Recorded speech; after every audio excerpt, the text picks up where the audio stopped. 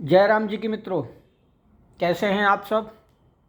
उम्मीद करता हूँ सुबह की चाय पीने के बाद आप लोगों ने भी अखबारों को खंगाला होगा, टीवी को देखा होगा और ख़ास करके मौजूदा राजनीतिक परिदृश्य को ध्यान में रखते हुए आप लोगों ने खबरें भी देखते होंगे।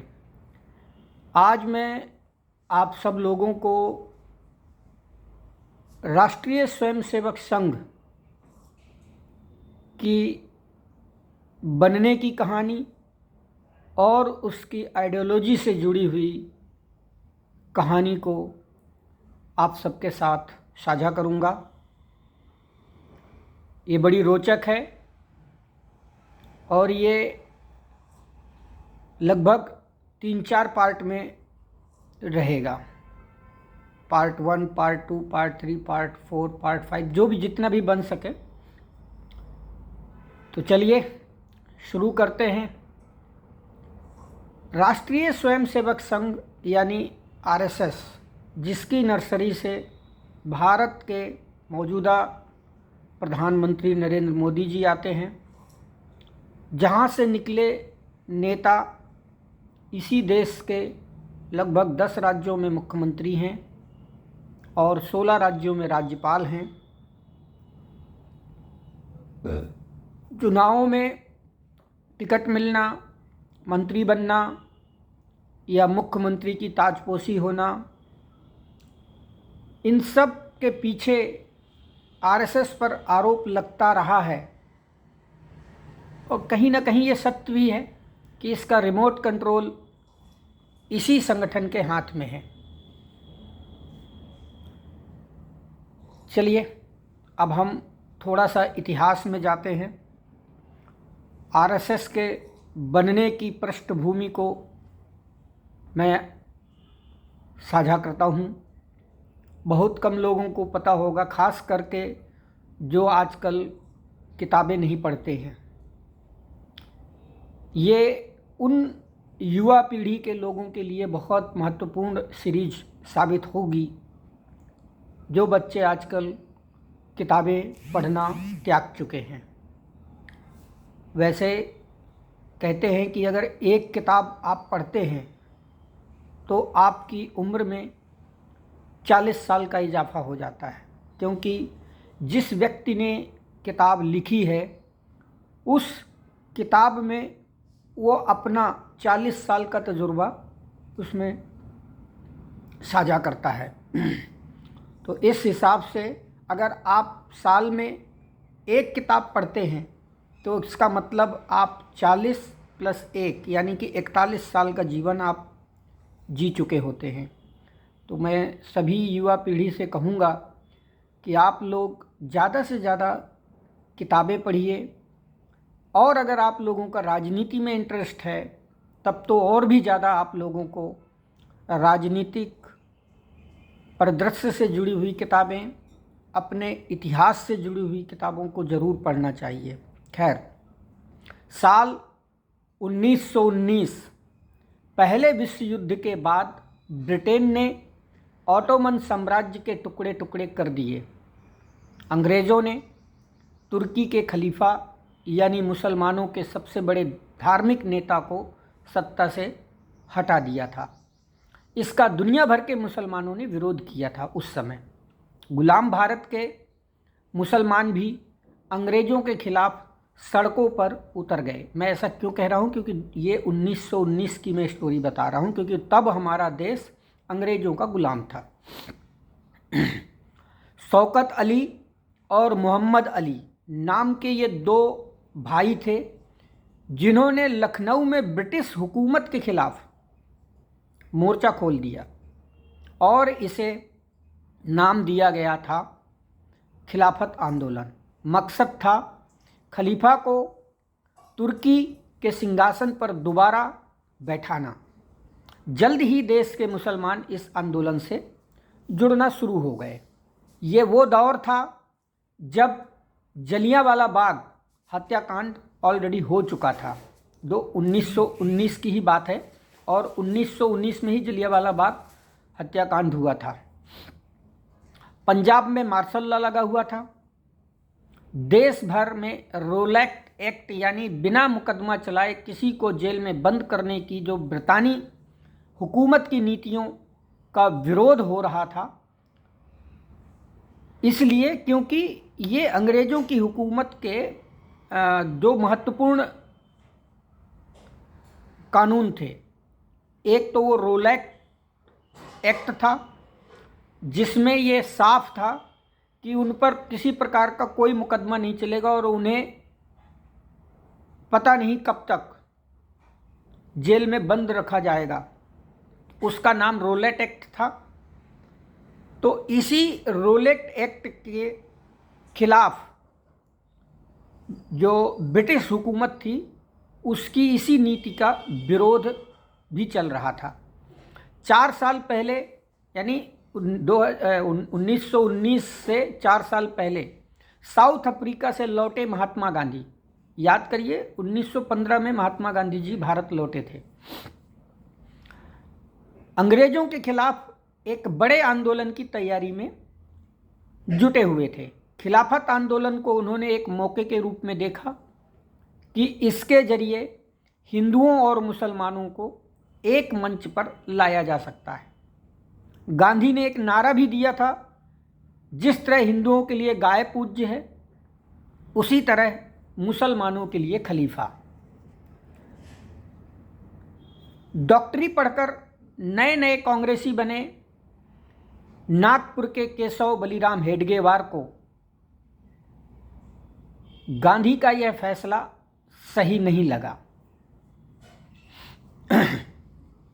हेडगेवार की जीवनी लिखने वाले सीपी भिसीकर अपनी किताब केशव संघ निर्माता में लिखते हैं कि हेडगेवार ने गांधी से कहा कि खलीफा का समर्थन करके मुसलमानों ने ये साबित कर दिया कि देश से पहले उनका धर्म है। कांग्रेस को इस आंदोलन का समर्थन नहीं करना चाहिए।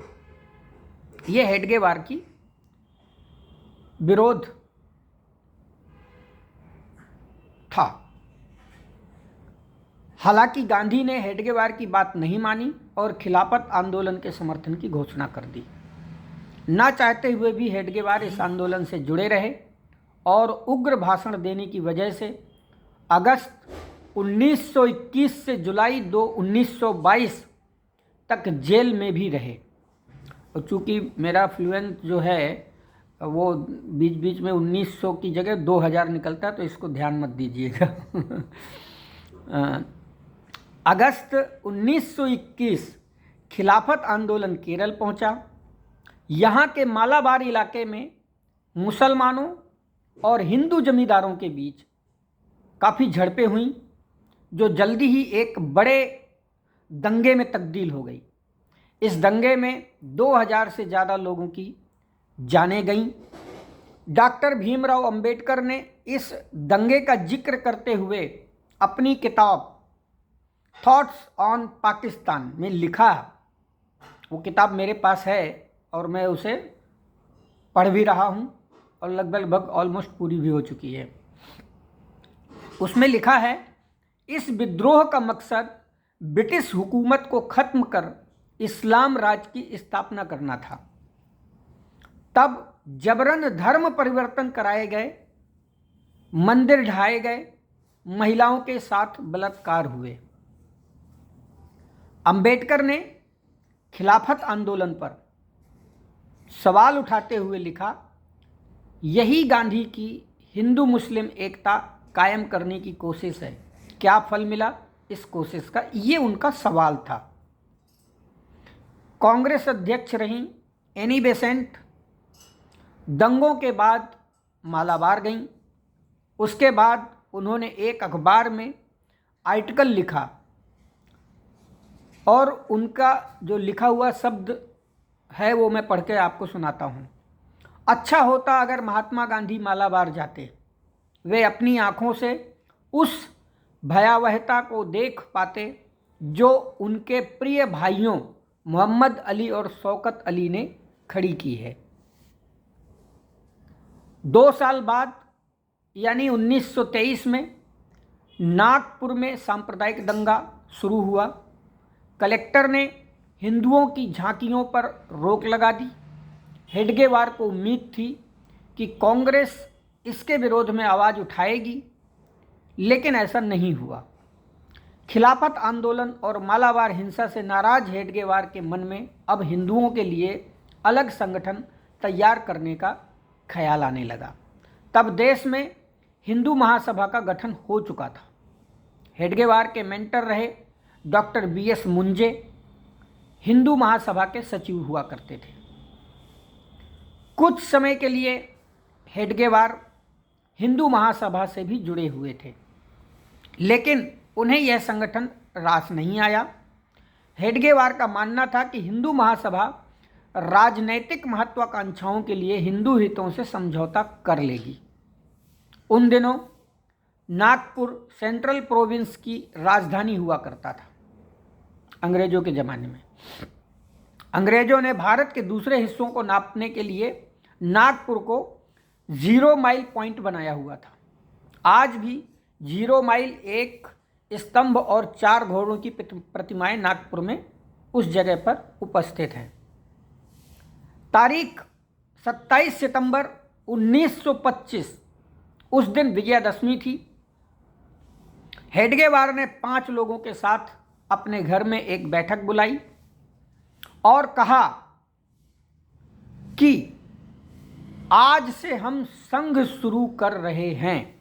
याद करिए 27 सितंबर 1925।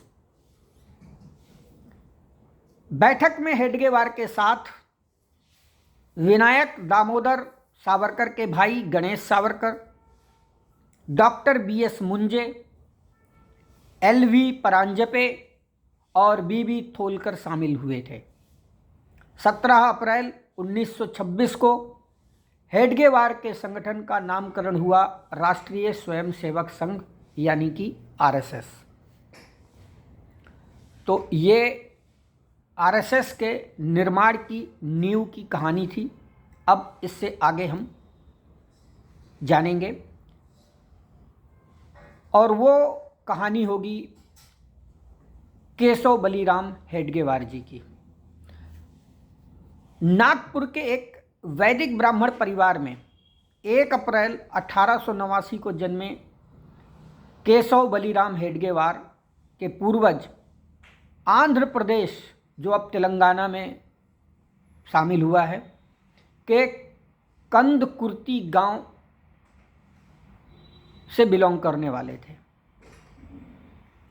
1800 ईस्वी में वे लोग नागपुर आ गए। हेडगेवार 6 भाई बहनों में 5वें नंबर के थे। 8 साल की उम्र में उन्हें चेचक हो गया था, जिसके दाग उनके चेहरे पर ताउम्र देखे गए। वे 14 साल के थे तब प्लेग से उनके माता पिता की मौत एक ही दिन में हो गई, जिसके बाद बड़े भाई महादेव हेडगेवार ने उनकी परवरिश की। अखाड़े में डॉक्टर मुंजे से मिले, बम बनाना सीखा। किसने? ये केशव बलीराम हेडगेवार जी ने। महादेव को अखाड़ों का शौक था। सॉरी, क्षमा चाहूँगा, ये उनके भाई जो थे महादेव हेडगेवार, उनकी बात बता रहा हूँ। महादेव को अखाड़ों का शौक था। वे हेडगेवार को अपने साथ नागपुर के शिवराम गुरु अखाड़े में लेकर जाते हैं। हिंदू महासभा के अध्यक्ष रहे बीएस मुंजे भी उस अखाड़े में जाते थे। 1904-05 की बात है। एक दिन मुंजे की नज़र हेडगेवार पर पड़ी। दोनों के बीच बातचीत हुई और फिर वे नियमित रूप से मिलने लगे। उन दिनों भारत पर ब्रिटिश हुकूमत का राज था और देश में बंगाल विभाजन की गूंज चहुओर फैली हुई थी। उस समय के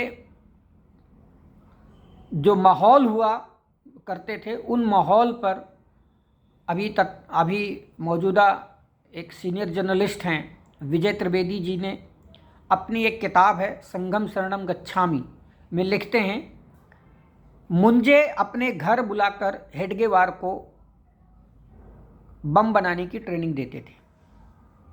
यानी केशव हेडगेवार जी की बात बता रहा हूँ, केशव बलिराम हेडगेवार।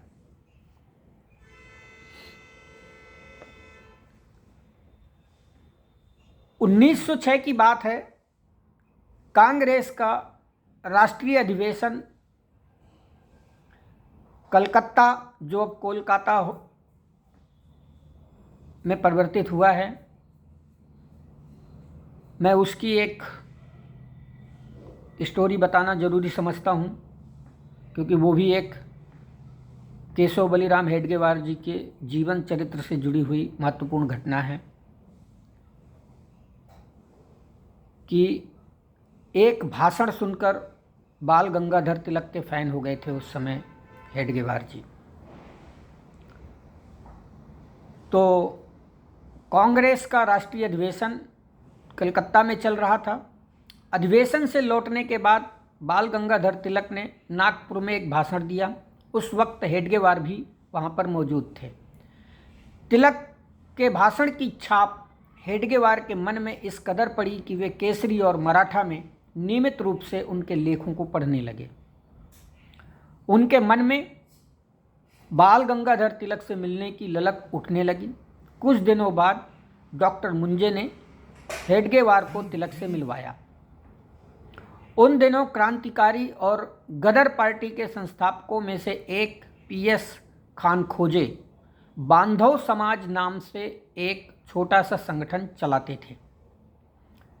इसके दो विंग थे, एक सबके लिए और दूसरा गोपनीय। हेडगेवार गोपनीय विंग के लिए काम करते थे। इस विंग का काम हथियार जुटाना हुआ करता था।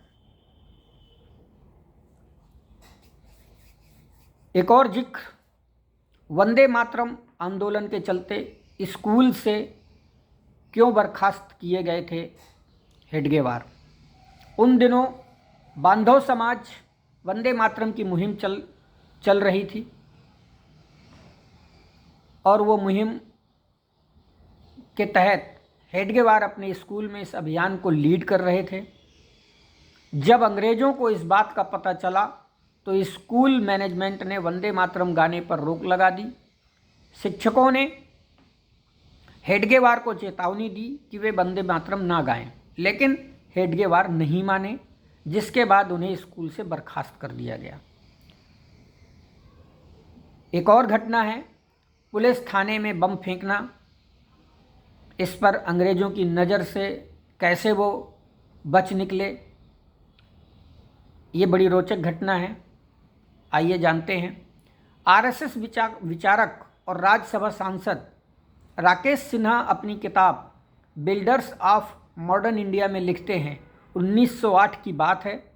हेडगेवार के चाचा आबाजी हेडगेवार सरकारी पुलिस इंस्पेक्टर थे अंग्रेजी राज में। वे जिस थाने में तैनात थे उसी थाने को हेडगेवार ने निशाना बनाकर बम फेंका। हालांकि वो बम थाने पर न गिरकर पास के एक तालाब में जा गिरा। ऐसा करते हुए हेडगेवार को किसी ने देखा नहीं, वे अंग्रेज़ों की नज़र से बच निकले। दरअसल हेडगेवार ने स्कूल से निकाले जाने के गुस्से में पुलिस थाने को निशाना बनाया था। इसके बाद अमरावती के एक स्कूल से हेडगेवार ने 10वीं की परीक्षा पास की। 1910 में मुंजे की सलाह पर वे डॉक्टरी की पढ़ाई के लिए कलकत्ता चले गए। कहा जाता है कि डॉक्टरी की पढ़ाई तो बहाना था, असल में हेडगेवार को कलकत्ता में क्रांतिकारी गतिविधियां सीखनी थी, इसलिए मुंजे ने उन्हें कलकत्ता भेजा। उन दिनों कलकत्ता क्रांतिकारियों का गढ़ हुआ करता था। यहाँ वे अनुशीलन समिति से जुड़ गए। इस समिति में अरविंद घोष और बिपिन चंद्र पाल जैसे क्रांतिकारी ऑलरेडी पहले से शामिल थे। आइए फिर से जानते हैं। डॉक्टरी की पढ़ाई करके नागपुर में व्यायामशाला खोली हेडगेवार साहब ने। 1915 में डॉक्टरी की पढ़ाई पूरी करने के बाद हेडगेवार नागपुर लौट आते हैं। उन दिनों पहले विश्व युद्ध की जंग छिड़ी हुई थी। बड़ी संख्या में भारतीय सिपाही अंग्रेज़ों की तरफ से लड़ रहे थे।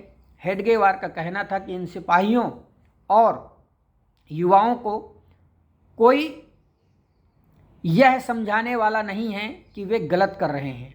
डॉक्टरी पढ़कर कलकत्ता से लौटे हेडगेवार ने नौकरी करने की बजाय नागपुर में एक व्यायामशाला खोली।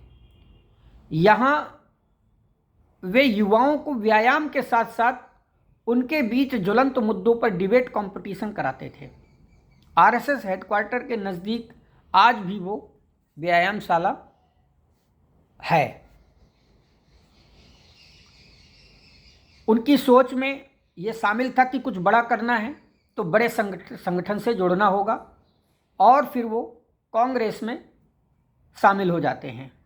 1910 से 1919 के बीच हेडगेवार ने कई छोटे संगठन बनाए, पर उसका कुछ खास परिणाम नहीं निकला।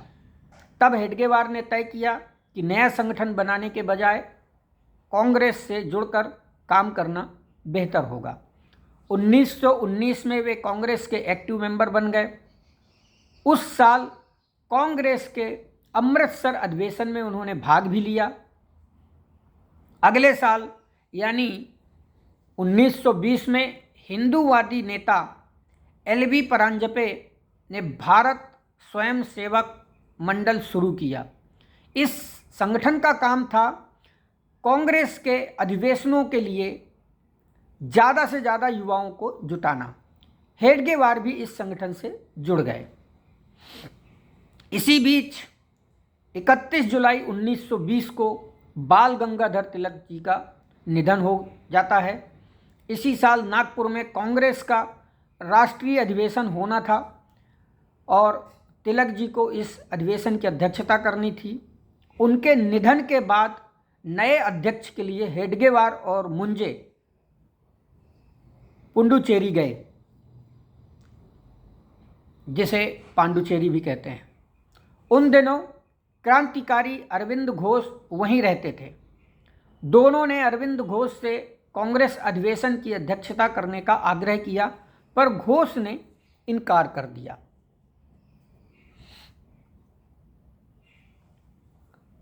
कांग्रेस ने हेडगेवार का वह प्रस्ताव क्यों ठुकरा दिया, आइए जानते हैं।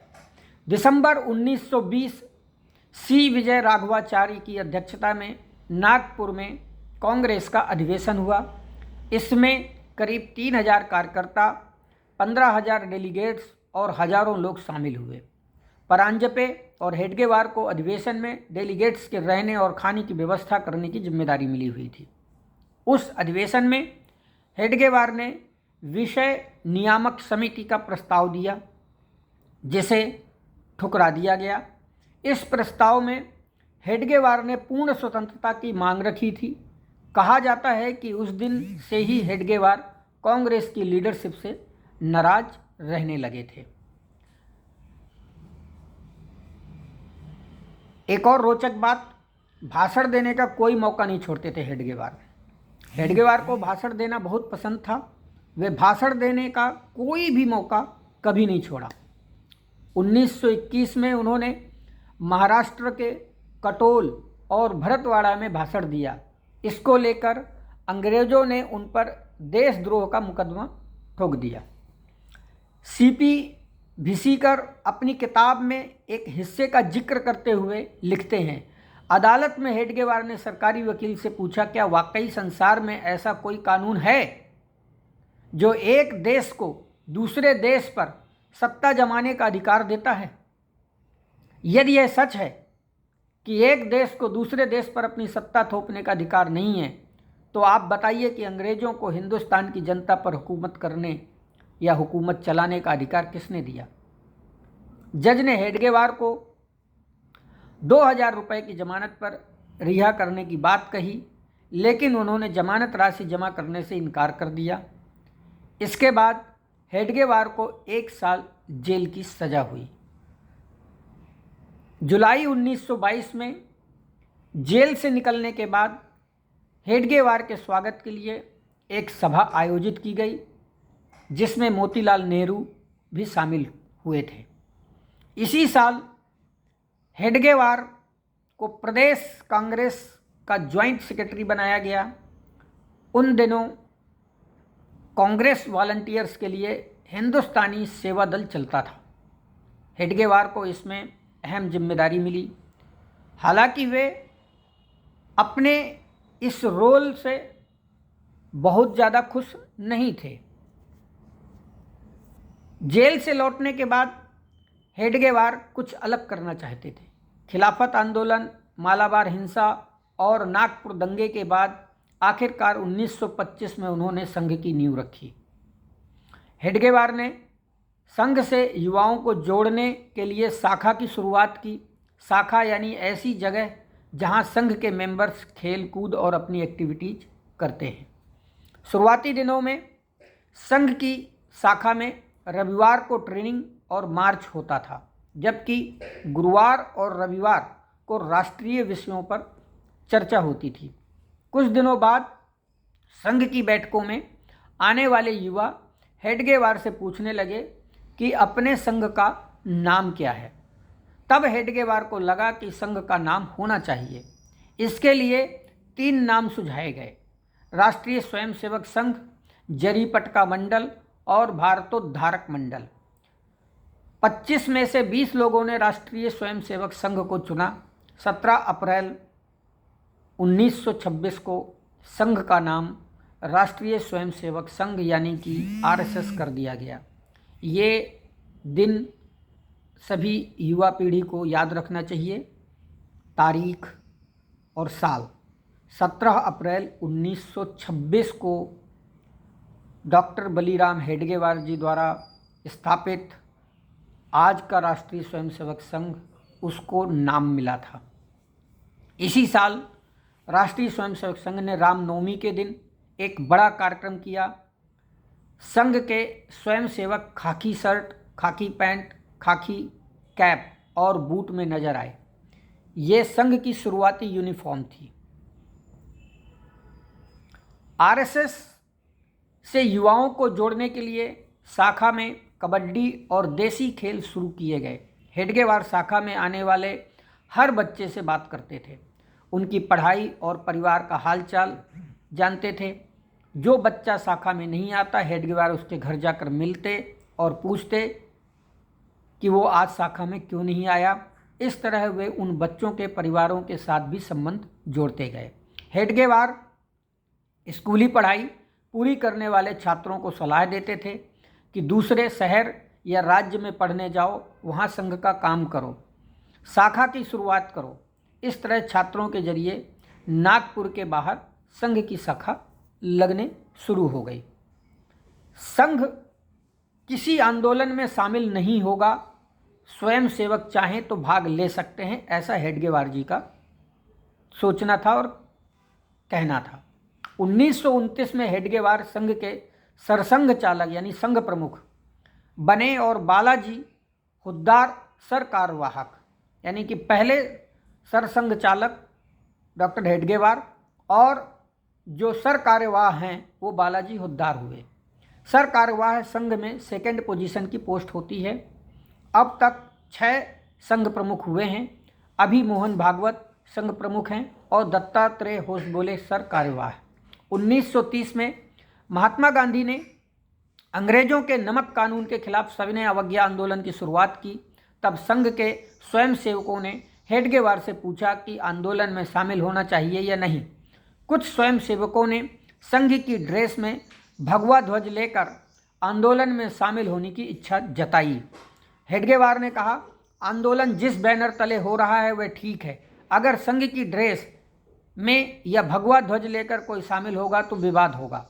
अंग्रेज हमारे संगठन पर रोक लगा सकते हैं। इसलिए जिसे शामिल होना है वह व्यक्तिगत रूप से आंदोलन में शामिल होगा। बतौर संगठन आरएसएस इस आंदोलन में भाग नहीं लेगा। हेडगेवार इस आंदोलन में शामिल हुए और जेल भी गए। करीब 9 महीने वे जेल में रहे। तब एलवी परांजपे को सरसंघ चालक की जिम्मेदारी दी गई थी। जब गांधी ने हेडगेवार से पूछा, कांग्रेस में क्या दिक्कत थी जो आपने नया संगठन बनाया, जानते हैं इस बारे में। 25 दिसंबर 1934 महात्मा गांधी महाराष्ट्र के वर्धा में संघ के एक शिविर में गए। वहां उन्होंने स्वयंसेवकों से बातचीत की और संघ की प्रार्थना में शामिल हुए। उसी दौरान एक तस्वीर की तरफ इशारा करते हुए उन्होंने वर्धा जिले के सरसंघ चालक अप्पाजी जोशी से पूछा कि ये किसकी तस्वीर है। अप्पाजी जोशी ने कहा, ये केशव बलीराम हेडगेवार हैं, संघ प्रमुख। हम इन्हें सरसंघ चालक कहते हैं। गांधी जी ने हेडगेवार से मिलने की इच्छा जाहिर की और अगले दिन दोनों की मुलाकात होती है। ये ऐतिहासिक दिन था। गांधी ने हेडगेवार से पूछा, आप कांग्रेस में थे, वहां आपने ऐसे स्वयंसेवकों का समूह क्यों नहीं तैयार किया? अलग संगठन बनाने की जरूरत क्यों पड़ी? क्या कोई आर्थिक तंगी थी? हेडगेवार ने जवाब दिया, हमारे सामने जो समस्या थी वह पैसे की नहीं बल्कि नज़रिए की थी। कांग्रेस एक राजनीतिक लक्ष्य हासिल करने के लिए बनी है। कांग्रेस में नेता कार्यकर्ताओं को दरी चादर बिछाने वाले के रूप में देखते हैं, लेकिन संघ में स्वयंसेवक और नेता में कोई अंतर नहीं है। संघ के सर कार्यवाह रहे HV शेषाद्री की किताब डॉक्टर हेडगेवार द इपोर मेकर, बड़ी रोचक किताब है। मैं किस्से का जिक्र किया है और वो किस्सा क्या है वो मैं आपको बताता हूँ आगे। हिंदू संस्कृति ही हिंदुस्तान का प्राण है, ऐसा RSS का सोचना है। RSS ने अपनी वेबसाइट पर संघ के उद्देश्यों का जिक्र करते हुए लिखा है, हिंदू संस्कृति हिंदुस्तान का प्राण है। अगर हिंदुस्तान की रक्षा करनी है तो सबसे पहले हिंदू संस्कृति को सींचना होगा। हिंदुओं को इतना संगठित होना चाहिए कि कोई भी हमारे गौरव प्रतीकों पर आंख उठाने की हिम्मत नहीं कर सके। भारत के भाग्य को तब तक नहीं बदला जा सकता जब तक लाखों युवा हिंदू समाज को एकजुट करने के लिए अपना जीवन न्यौछावर ना कर दें। ये इस किताब से कोट किया गया है। RSS यानी उन हिंदुओं का संगठन जिनकी पुण्य भूमि भारत है, ये जानते हैं। RSS विचारक MG वैद्य की किताब राष्ट्रीय स्वयंसेवक संघ का परिचय के मुताबिक राष्ट्रीय का मतलब है हिंदू, जो भारत को मातृभूमि मानता हो, भारत की संस्कृति को अपनी संस्कृति मानता हो, यहाँ की भूमि को पवित्र भूमि मानता हो। स्वयंसेवक यानी वॉलंटियर्स पर RSS के लिए स्वयंसेवक का मतलब है देशभक्त और संघ यानी एकता। इस तरह संघ के मुताबिक RSS का मतलब है देशभक्त हिंदुओं का संगठन। क्या इस देशभक्त हिंदुओं के संगठन में मुसलमानों और ईसाइयों के लिए जगह है? 2 फरवरी 2024 को जयपुर लिटरेचर फेस्टिवल के दौरान संघ के सर कार्यवाह डॉक्टर मनमोहन वैद्य ने कहा, संघ की शाखा में मुस्लिम और ईसाई भी आते हैं, उन्हें दायित्व दिया जाता है और वे काम भी करते हैं।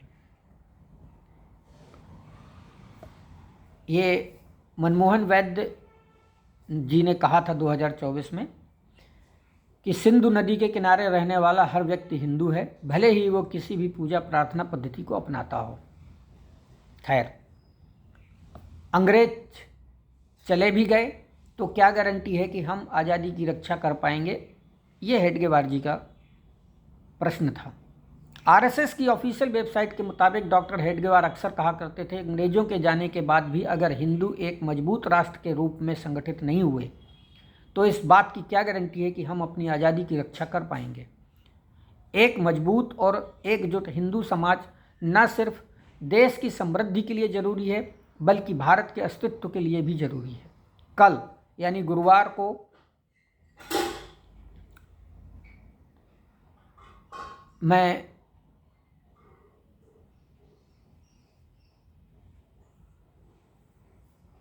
इस कहानी पर अगला चैप्टर बनाने की कोशिश करूँगा और उसमें जो है बताऊँगा आपको 1940 का किस्सा,